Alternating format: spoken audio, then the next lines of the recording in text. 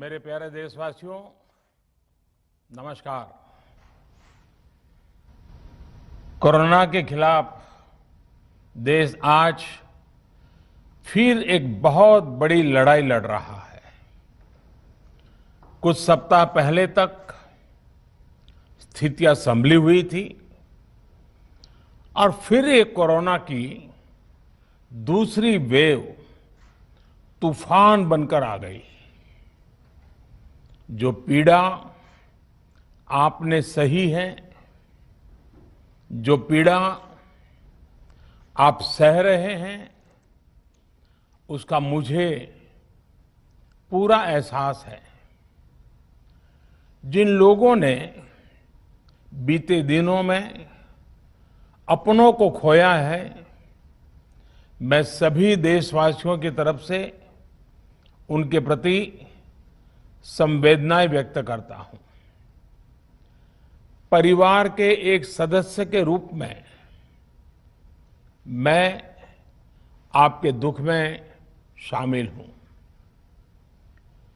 चुनौती बड़ी है, लेकिन हमें मिलकर अपने संकल्प, अपने हौसले और तैयारी के साथ इसको पार करना है।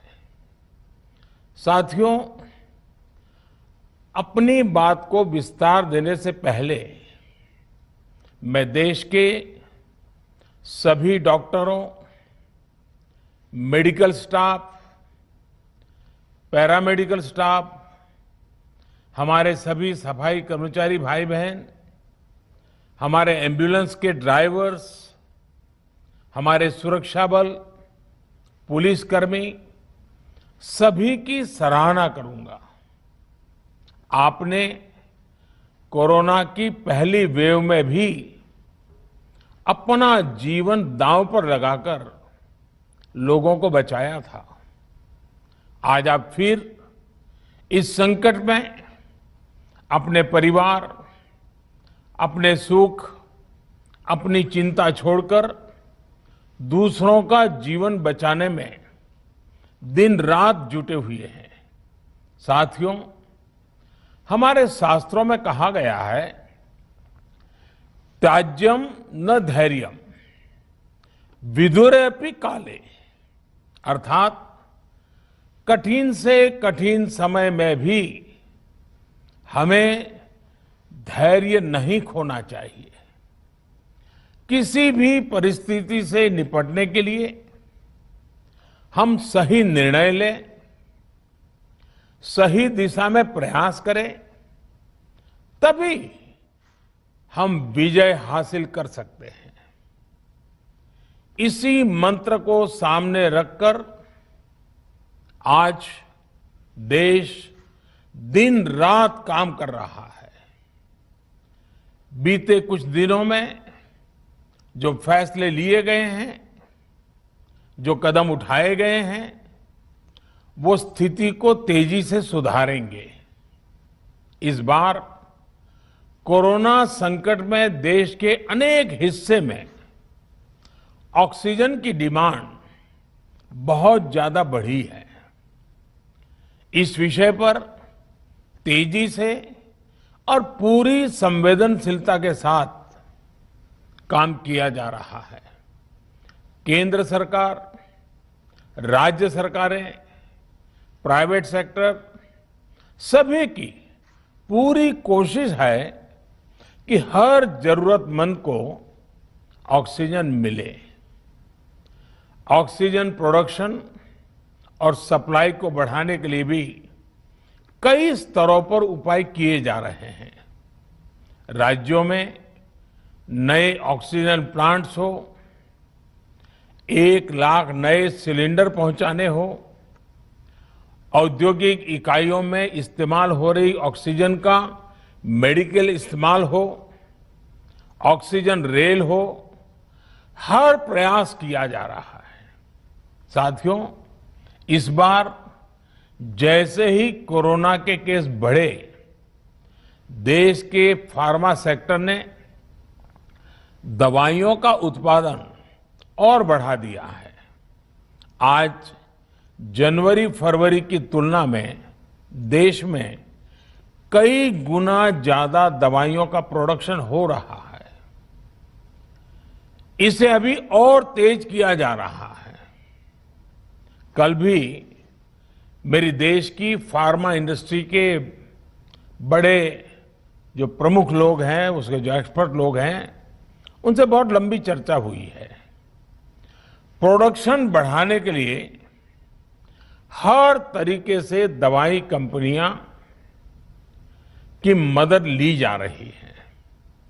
हम सौभाग्यशाली हैं कि हमारे देश के पास इतना बड़ा मजबूत फार्मा सेक्टर है जो बहुत अच्छी और तेजी से दवाइयां बनाता है।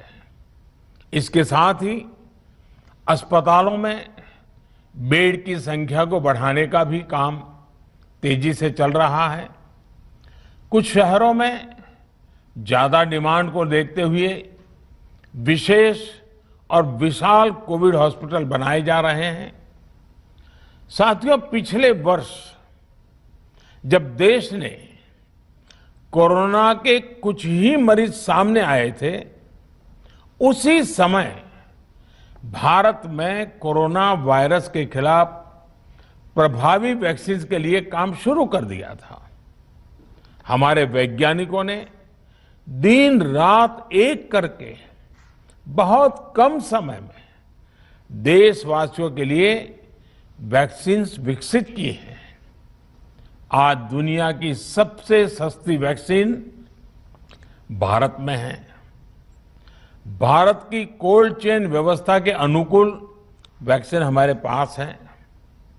इस प्रयास में हमारे प्राइवेट सेक्टर ने इनोवेशन और एंटरप्राइज की भावना का बेहतरीन प्रदर्शन किया है। वैक्सीन्स की अप्रूवल्स और रेगुलेटरी प्रोसेसेस को फास्ट ट्रैक पर रखने के साथ ही सभी साइंटिफिक और रेगुलेटरी मदद को बढ़ाया गया है। यह एक टीम एफर्ट है जिसके कारण हमारा Bharat 2 made in India vaccine के साथ दुनिया का सबसे बड़ा टीकाकरण अभियान शुरू कर पाया। टीकाकरण के पहले चरण से ही गति के साथ ही इस बात पर जोर दिया गया कि ज्यादा से ज्यादा क्षेत्रों तक, जरूरतमंद लोगों तक वैक्सीन पहुंचे। दुनिया में सबसे तेजी से भारत में पहले 10 करोड़, फिर 11 करोड़ और अब 12 करोड़ वैक्सीन डोज दिए गए हैं। आज कोरोना से इस लड़ाई में हमें हौसला मिलता है कि हमारे health care workers, frontline corona warriors और सीनियर सिटीजन्स के एक बड़े हिस्से को वैक्सीन का लाभ मिल चुका है। साथियों, कल ही वैक्सीन को लेकर हुए एक और अहम फैसला भी हमने किया है। 1 मई के बाद से 18 वर्ष के ऊपर के किसी भी व्यक्ति को वैक्सीनेट किया जा सकेगा। अब भारत में जो वैक्सीन बनेगी उसका आधा हिस्सा सीधे राज्यों और अस्पतालों को भी मिलेगा। इस बीच गरीबों, बुजुर्गों, निम्न मध्यम वर्ग के लोग 45 वर्ष की आयु के ऊपर के व्यक्तियों के लिए केंद्र सरकार का जो वैक्सीन कार्यक्रम चल रहा है वो भी उतनी ही तेजी से जारी रहेगा।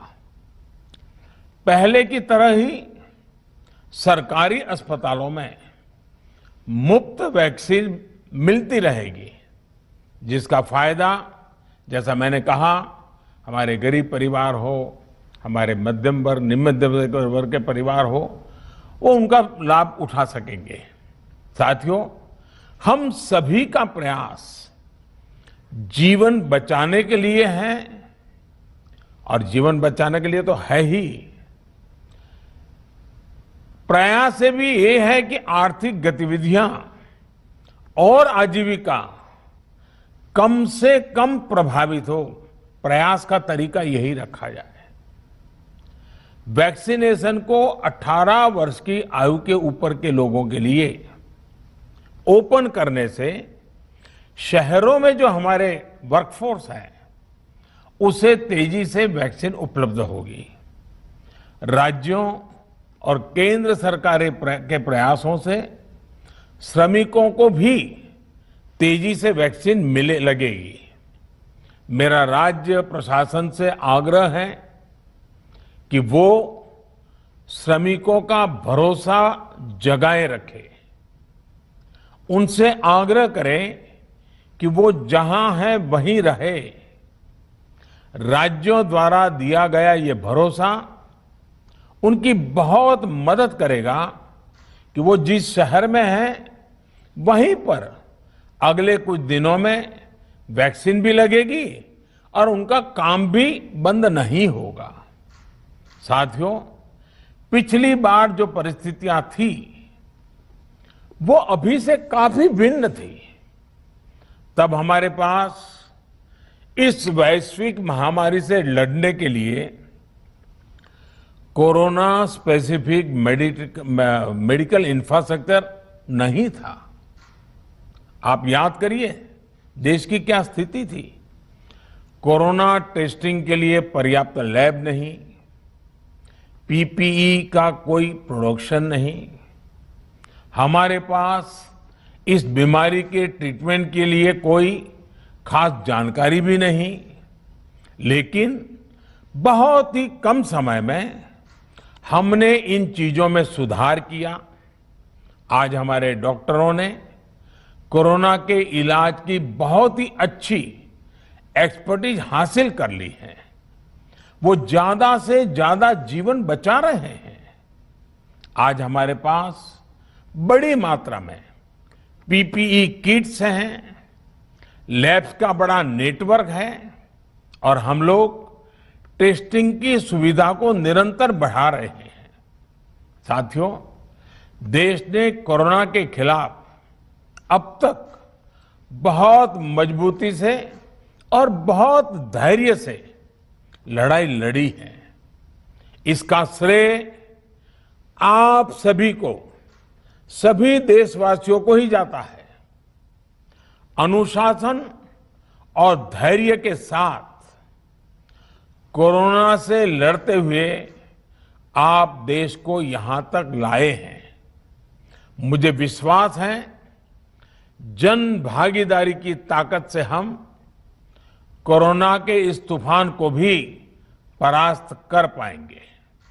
आज हम अपने चारों ओर देख रहे हैं कि कैसे कई लोग, कई सामाजिक संस्थाएं जरूरतमंदों तक मदद पहुंचाने में दिन रात जुटे हैं।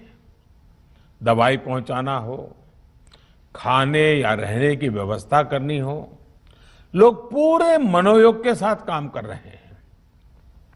मैं इन सभी के सेवा भाव को आदरपूर्वक नमन करता हूं और देशवासियों से अपील करता हूं कि अधिक से अधिक मात्रा में इस संकट की घड़ी में देशवासी आगे आएं और जरूरतमंदों तक मदद पहुंचाएं। समाज के पुरुषार्थ और सेवा के संकल्प से ही हम ये लड़ाई जीत पाएंगे। मेरा युवा साथियों से अनुरोध है कि वो अपनी सोसाइटी में, मोहल्ले में, अपार्टमेंट्स में छोटी छोटी कमेटियां बनाकर कोविड अनुशासन पालन करवाने में मदद करें। हम ऐसा करेंगे तो सरकारों को न कभी कंटेनमेंट जोन लगाने की जरूरत पड़ेगी, न कर्फ्यू लगाने की जरूरत पड़ेगी और लॉकडाउन का तो सवाल ही नहीं उठता है, आवश्यकता ही नहीं पड़ेगी। स्वच्छता अभियान के समय देश में जागरूकता फैलाने के लिए मेरे बाल मित्रों ने बहुत मदद की थी। छोटे छोटे बालक, 5वीं, 7वीं, 8वीं, 10वीं में पढ़ने वाले, उन्होंने घर के लोगों को समझाया था, मनाया था। उन्होंने बड़ों को भी स्वच्छता का संदेश दिया था। आज मैं फिर अपने बाल मित्रों से एक बात विशेष तौर पर कहना चाहता हूं। मेरे बाल मित्र, घर में ऐसा माहौल बनाइए कि बिना काम, बिना कारण घर के लोग घर से बाहर न निकले। आपकी जीत बहुत बड़ा परिणाम ला सकती है। प्रचार माध्यमों से भी मेरी प्रार्थना है कि ऐसे संकट की घड़ी में वो लोगों को सतर्क और जागरूक करने के लिए जो प्रयास कर रहे हैं उसे और बढ़ाएं। इसके साथ ही इसके लिए भी काम करें कि डर का माहौल कम हो सके, लोग अफवाह और भ्रम में न आए। साथियों, आज की स्थिति में हमें देश को लॉकडाउन से बचाना है। मैं राज्यों से भी अनुरोध करूंगा कि वो लॉकडाउन को अंतिम विकल्प के रूप में ही इस्तेमाल करें। लॉकडाउन से बचने की भरपूर कोशिश करनी है और माइक्रो कंटेनमेंट जोन पर ही ध्यान केंद्रित करना है। हम अपनी अर्थव्यवस्था की सेहत भी सुधारेंगे और देशवासियों की सेहत का भी ध्यान रखेंगे। साथियों, आज नवरात्रि का आखिरी दिन है। कल रामनवमी है और मर्यादा पुरुषोत्तम श्री राम का हम सभी को यही संदेश है कि हम मर्यादाओं का पालन करें। कोरोना के इस संकट काल में कोरोना के बचने के जो भी उपाय है, कृपया करके उनका पालन 100% करिए। दवाई भी, कड़ाई भी, इस मंत्र को कभी भी भूलना नहीं है। ये मंत्र जरूरी है, वैक्सीन के बाद भी जरूरी है। रमजान के पवित्र महीने का भी आज 7वां दिन है। रमजान हमें धैर्य, आत्मसंयम और अनुशासन की सीख देता है। कोरोना के खिलाफ जंग जीतने के लिए अनुशासन भी, उसकी भी उतनी ही जरूरत है। जब जरूरी हो तभी बाहर निकले। कोविड अनुशासन का पूरा पालन करें। मेरा आप सभी से यही आग्रह है। मैं आपको फिर ये भरोसा देता हूं, आपके इस साहस, धैर्य और अनुशासन के साथ जुड़कर आज जो परिस्थितियां हैं उन्हें बदलने में देश कोई कोर कसर नहीं छोड़ेगा। आप सभी